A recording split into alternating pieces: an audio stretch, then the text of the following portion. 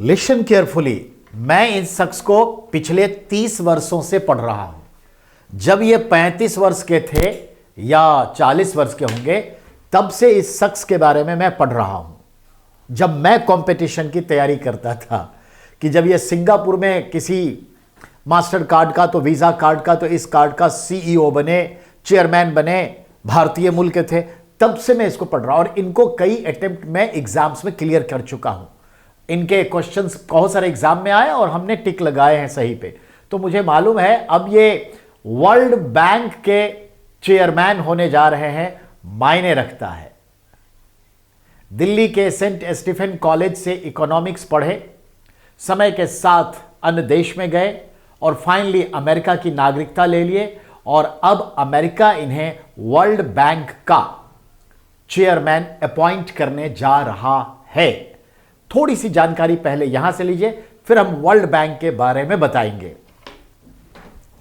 भारतीय मूल के अजय बग्गा होंगे, विल बी वर्ल्ड बैंक, विश्व बैंक के नए चेयरमैन। अब आइए, भारतीय मूल के दिग्गज अमेरिकी कारोबारी अजय बग्गा विश्व बैंक के नए अध्यक्ष बनाए जा सकते हैं। राष्ट्रपति को बाइडेन ने गुरुवार को अमेरिका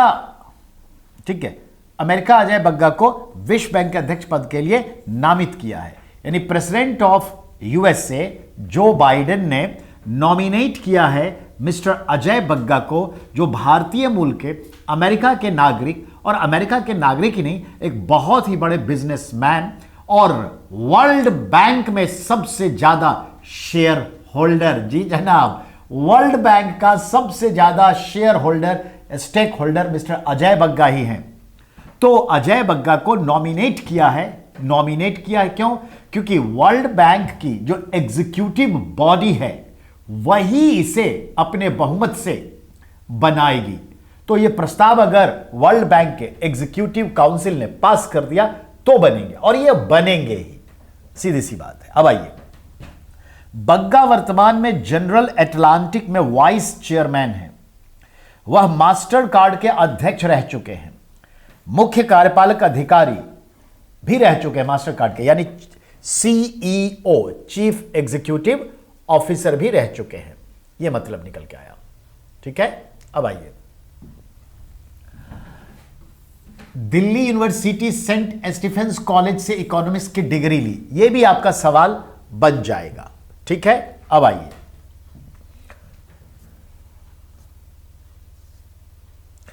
तिरसठ वर्षीय बग्गा, कितने साल के? 63 वर्षीय बग्गा अमेरिका के वर्ल्ड बैंक में सबसे बड़े शेयर होल्डर हैं।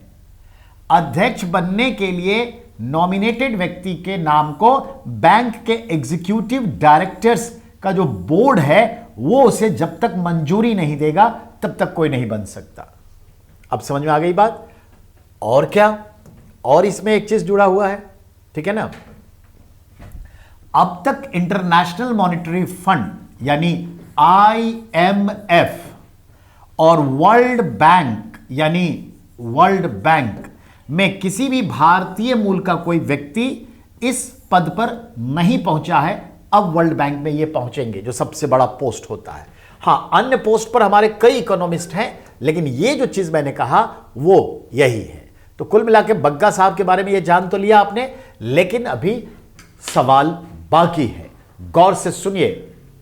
वर्ल्ड बैंक और अंतर्राष्ट्रीय मुद्रा कोष आईएमएफ की स्थापना जो हुई थी 1944 में अमेरिका के एक शहर ब्रिटन वुड्स नाम के शहर में, जो हम देखते हैं बहुत सारे देशों के इकोनॉमिक्स की बैठक हुई थी, उसमें तय किया गया था कि हमें 2 बैंक स्थापित करने हैं, आईएमएफ, वर्ल्ड बैंक।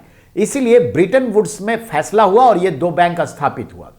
इसीलिए इन 2 बैंकों को कहते हैं ट्विंस इंस्टीट्यूशन और twins banks of the Bretton woods.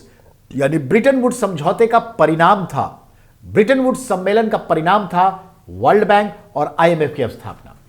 World bank की स्थापना 1944 में हुई।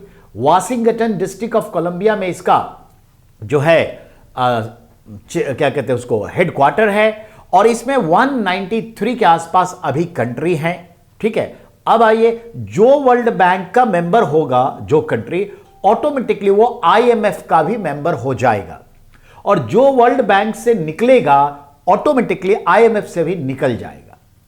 आईएमएफ जो है वो 27 दिसंबर 1945 से काम करना शुरू की, और ये 1944 में स्टैब्लिश्ड होकर के 1945 से भी फंक्शन में आ गई।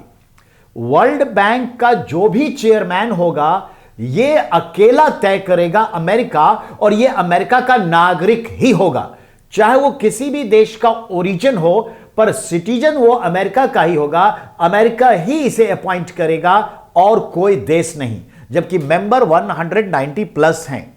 अब आइए, वर्ल्ड बैंक को IBRD भी कहते हैं, international bank of reconstruction and development भी कहते हैं, क्योंकि ये अंतर्राष्ट्रीय स्तर पर विकासशील देशों को, अल्प विकसित देशों को उसके पुनर्निर्माण और विकास के लिए लंबे समय तक का लोन मिनिमम इंटरेस्ट रेट पर देता है। 20 साल से लेकर 40 साल तक के लिए देता है, इंफ्रास्ट्रक्चरल डेवलपमेंट के लिए। यह किसी प्राइवेट कंपनी को नहीं देता, देश की सरकार को लोन देता है। और सुनिए, इस लोन को आप कहते हैं सॉफ्ट लोन, उदार ऋण, at minimum interest rate for maximum time. ऐसे लोन को कहते हैं उदार ऋण। ऐसा क्यों करते हैं? क्योंकि जो आधारिक संरचना वाले कार्यक्रम होते हैं विकास का, वो लंबे समय तक निर्माण प्रक्रिया चलती है, और उसके बाद उसमें जो प्रोडक्शन होता है वो ज्यादा प्रॉफिटेबल नहीं होता, वो देश के कल्याण के लिए, देश की मजबूती के लिए होता है। इसीलिए इसे लंबे समय तक के लिए लोन देते हैं, और इंटरेस्ट रेट कम रखते हैं कि आसानी से चुकाया जा सके। जैसे डैम बनाना, सड़क बनाना, ब्रिज बनाना, किसी फैक्ट्री का निर्माण करना, किसी भी देश में ड्रिंकिंग वाटर के लिए पाइपलाइन बिछाना, समझ रहे, इंफ्रास्ट्रक्चरल। तो ये चीजें हैं। अब आइए, इसको देने के लिए, इस सॉफ्ट लोन को देने के लिए एक विशेष शाखा 1960 में वर्ल्ड बैंक में खोली गई, और उस विशेष शाखा का नाम है क्या? IDA, international development association. और IDA के खिड़की से, विंडो से, यानी कार्यालय से एक्चुअली सॉफ्ट लोन दी जाती है। तो IDA का नाम है window of soft loan provider, यानी उदार ऋण प्रदाता खिड़की। यह है नाम वर्ल्ड बैंक का। तो वर्ल्ड बैंक के बारे में जान गए।